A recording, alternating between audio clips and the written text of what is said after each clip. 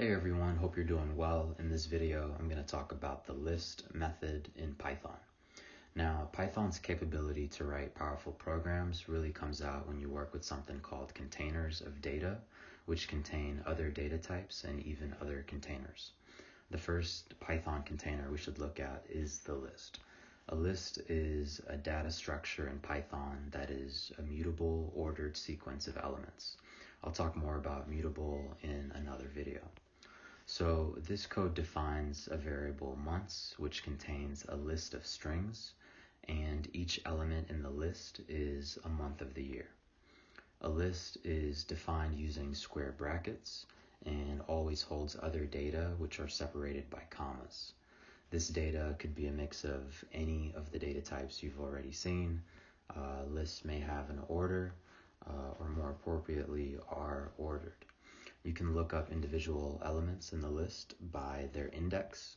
We can look up values in a list like this.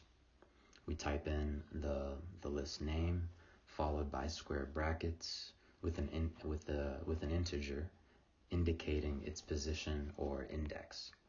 So just notice how the first element in the list, January, is located at the index 0 rather than index 1. Many program languages follow this sort of convention, and it's called zero-based indexing. So if zero-based indexing is confusing, just try to consider it this way. An element's index describes how far the element is from the beginning of the list. The first element is 0 elements away from the beginning.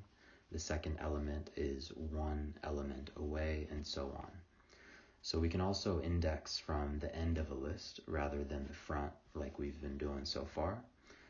To do this, we use negative indices. For example, we can get the last month of the year. The index -1 refers to the last element of the list. -2 to the second to the last, and so on. Note that while 0 is the first index of the list, -0 is not the last, which can be kind of confusing. If you attempt to access an index in a list that does not exist, you will get a list index exception, which is Python's way of telling you that you're trying to access an index that is not in the list.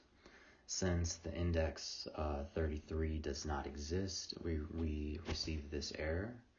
And getting index errors is pretty common, especially if you're not used to indexing in Python. You might get some of these errors quite a lot at the beginning. The most common reason for getting an index error is using an index that's probably off by 1, but there might be other reasons as well. It's always a good idea to use the print function and debug with the small example.